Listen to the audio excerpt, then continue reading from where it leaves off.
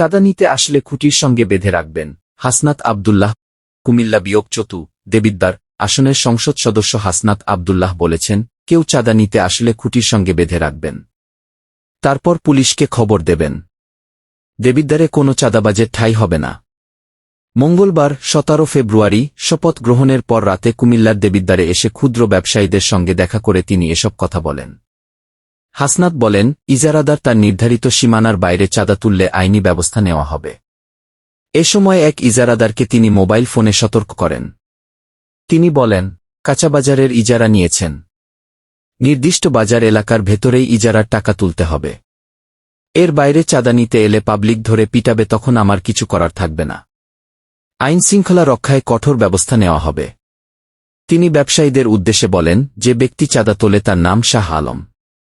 সে যদি নির্ধারিত এলাকার বাইরে চাঁদা নিতে আসে, তাকে আটকে রাখবেন এবং পুলিশে সোপর্দ করবেন।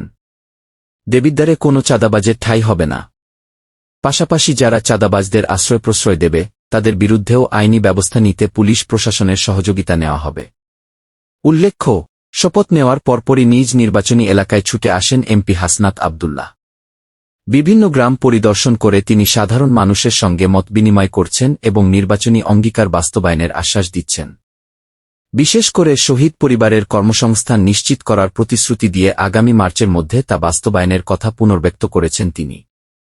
বুধবার সকাল থেকে তিনি উপজেলার 11টি শহীদ পরিবারের বাড়িতে গিয়ে তাদের খোঁজখবর নেন।